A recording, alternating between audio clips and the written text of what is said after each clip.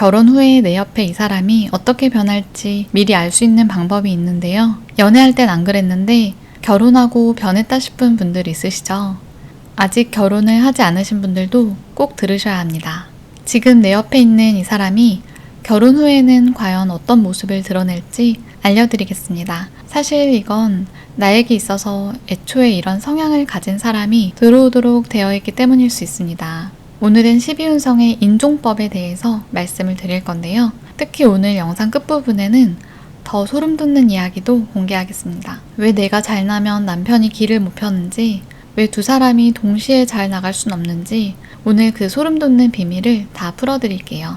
영상 끝까지 고정해주세요. 먼저 만세력 사이트에 들어가셔서 확인해 보실 게 있는데요.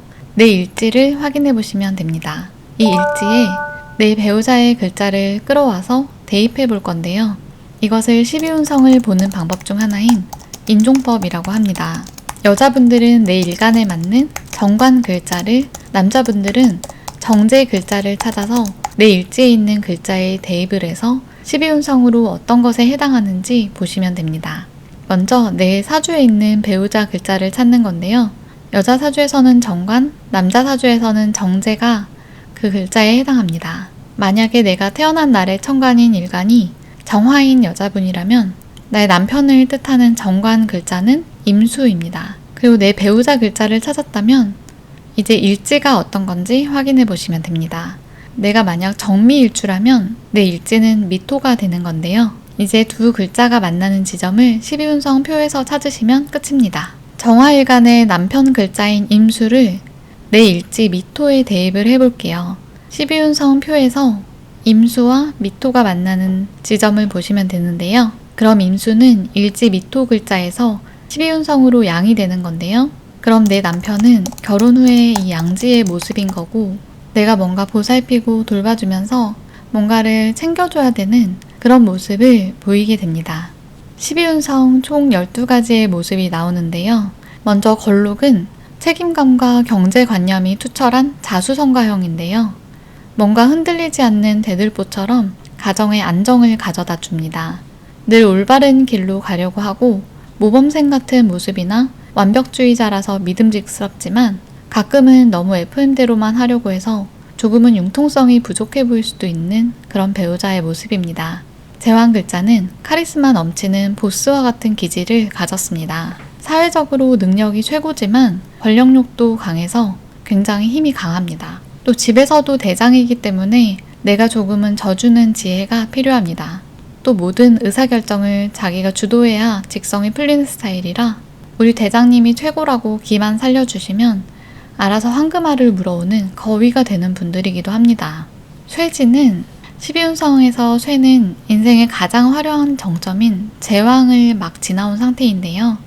한자로는 쇠할쇠를 쓰지만 절대 기운이 없는 게 아닙니다. 오히려 가장 정점인 제왕을 지나온 인생의 산전수전을 다 겪고 내려온 뭔가 원숙한 모습이고 해탈한 회장님 같은 모습인데요. 제왕의 자리에 앉아서 천하를 호령해봤기 때문에 웬만한 일에는 눈 하나 깜짝하지 않습니다. 노련하고 든든한 사람입니다. 내 투정을 다 받아줄 수 있는 지혜로운 분일 수 있는데요. 겉으론 허허실실 다 져준 척해도 결정적인 순간에는 노련한 카리스마로 판을 주도해버리기도 합니다. 병지는 마음이 여리고 감수성이 풍부한 배우자일 수 있는데요. 다정다감한 면이 있고 그렇지만 이 기운이 조금은 약할 수 있어요.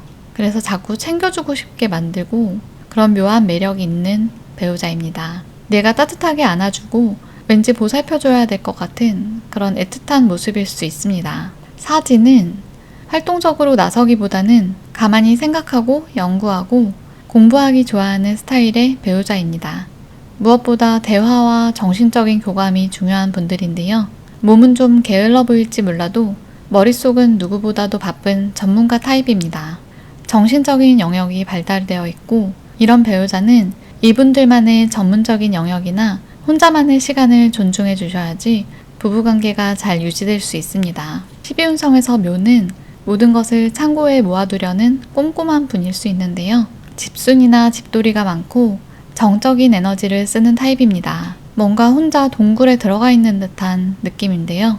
또 돈을 함부로 쓰지 않는 구두쇠가 될 수가 있고, 내 가정을 지키기 위해서 배우자를 보수적으로 꽉 쥐려는 성향도 강합니다. 밖에서는 조금 답답하고 융통성이 없어 보일지 몰라도 일단 내 울타리 안에 들어온 돈이나 사람은 끝까지 책임지려는 분들이라서 사주 구조에 따라 다르지만 경제권을 맡기는 것도 괜찮습니다.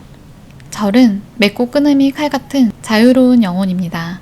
매일 살을 부대끼기보다는 주말 부부를 하거나 아니면 각자의 생활을 철저히 존중을 해줄 때 관계가 훨씬 평화로울 수 있습니다. 구속하는 순간 멀어지고 적당한 거리를 둘 때 곁을 내어주는 분들인데요. 간섭 대신 신뢰를 보여주는 것이 이런 배우자를 붙잡을 수 있습니다.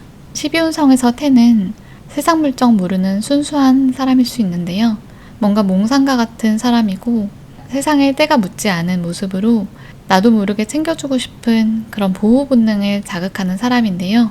뭔가 하고 싶은 것도 많지만 실천력이 조금 부족할 수가 있는데 현실적인 조언보다는 그 순수한 꿈을 함께 생각해 줄 때 관계가 좋아질 수 있습니다. 12운성에서 양은 내가 챙겨주고 보살펴야 할 온실 속 화초 같은 스타일인데요. 심성은 착하지만 내가 든든하게 앞장서서 리드해줘야 되는 스타일의 배우자입니다.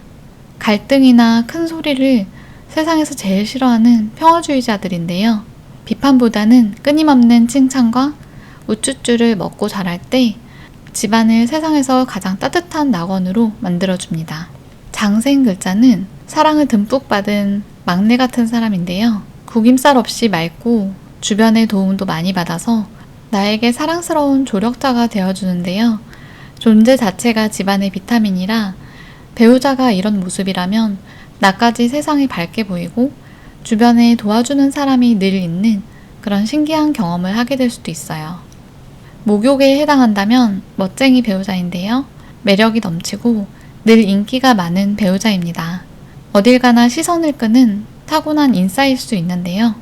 감수성이 풍부하고 아이 같은 순수함도 있어서 함께 있으면 지루할 틈이 없지만 가끔은 어디로 튈지 모르는 즉흥성도 있어서 중심을 잘 잡아줘야 되는 배우자일 수 있습니다. 관대의 글자는 반듯하게 제복을 입은 자존심 강한 청년의 모습인데요. 추진력이 강하고 에너지가 넘치지만 한번 고집을 부리면 절대 꺾이지 않는 황소고집일 수도 있어요.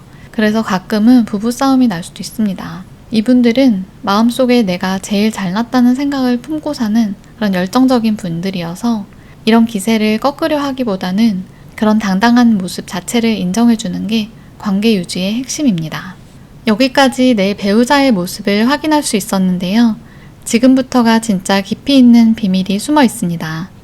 배우자의 모습만 볼 게 아니라 내 모습은 어떤 모습인지 12운성에서의 봉법을 같이 보셔야 진짜 부부의 속사정이 보이는 건데요. 예를 들어볼게요. 내가 만약에 신축일주 남자라면 신금은 일지축토에서 12운성으로 양에 해당하기 때문에 신축일주 남자의 모습은 양의 모습입니다. 밖에서는 점잖은 어른이라도 집 문턱만 넘으면 왠지 모르게 아내한테 다정한 보살핌을 받고 싶고 기대고 싶어하는 그런 철부지 큰아들 모드가 되는 건데요. 그런데 신금일간의 정제인 간목을 일지 축토에 대입을 해보니 관대가 나옵니다. 신축일주 남자의 배우자의 모습은 관대의 모습이기 때문에 제복을 차려입은 자존심이 강하고 당찬 청년의 모습인데요. 내 아내는 이 관대의 모습을 하고 있는 거예요. 그래서 융통성보다는 원칙을 중요시하고 추진력 강한 여장부 스타일이라는 뜻입니다. 그래서 집에서의 모습은 어떻게 될까요? 남편은 퇴근하고 돌아와서 큰아들처럼 보살핌을 바라는데 아내는 제복 입은 교관처럼 남자가 왜 나약한 소리를 하냐고 호령을 할 수도 있습니다. 남편 입장에서는 아내가 약간 드세고 무섭게 느껴질 수도 있는데요. 하지만 사실 이런 아내의 모습은 남편의 사주에서의 아내의 모습이고 또 내심 그 아내의 엄청난 생활력과 카리스마에 의지해서 집안의 대소사는 아내가 결국 주도하고 편안하게 살아가는 걸지도 모릅니다. 겉으로는 틱틱대도 결국 기센 아내 옆에서 안정을 찾기도 하는 그런 부부의 모습이 되는 거예요. 이렇게 12운성으로 알 수가 있는데요. 또 서로가 이상적인 배우자로 생각하던 사람을 만나는 경우도 말씀드릴 건데요. 예를 들어 경호일주 남자와 병인일주 여자가 만났다면 경호일주 남자 입장에서는 일지오화에 을목정제를 대입하면 12운성으로 장생이 나옵니다. 이 남자의 무의식은 항상 나를 밝게 해주고 내가 지켜주고 싶고 또 옆에 있으면 기분이 좋아지는 그런 싱그러운 배우자를 원하는 건데요.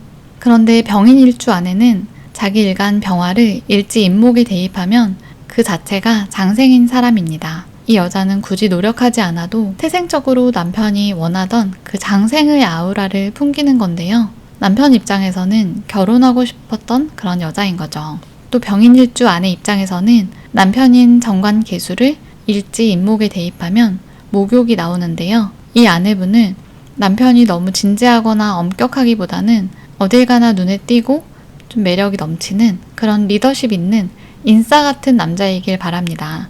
그런데 경호일주 남편은 경호일주 그 자체로 일지오화에서 목욕에 해당하는 사람이에요. 인기가 많고 매력 있는 남자인 건데요. 그래서 아내 입장에서도 내가 배우자로 생각하는 남자를 만나게 된 것이고 만족도가 최상으로 올라갑니다. 그래서 사주 전체를 다 봐야 하겠지만 일주만으로는 이렇게 서로 이상적인 배우자를 만나게 되는 케이스인 거예요. 이렇게 결국 완벽한 궁합이란 내가 강할 때는 상대가 기꺼이 물러서 주고 상대가 뻗어나갈 때는 내가 또 묵묵히 받쳐주면서 서로의 빈자리를 채워가는 것이 최고의 인연입니다.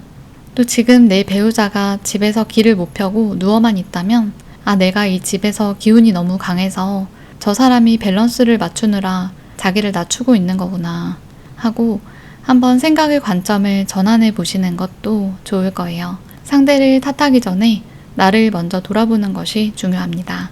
오늘 영상이 여러분 곁에 있는 소중한 사람을 조금 더 이해하는 데 도움이 되셨기를 바랍니다. 이런 복잡한 인연의 관계를 데이터로 분석해서 가장 완벽한 인생의 가이드를 드리는 인생 멘토도 곧 오픈을 앞두고 있으니까요. 많은 기대 부탁드립니다. 또한 12운성 하나로 모든 걸 판단해서 미리 실망하시거나 포기하지 않으셔도 됩니다. 개인의 사주원국 전체는 물론 두 사람의 궁합과 대운과 세운의 흐름까지 모두 종합해서 풀이하셔야 정확한 삶의 방향을 읽어낼 수 있습니다. 시청해주셔서 감사합니다.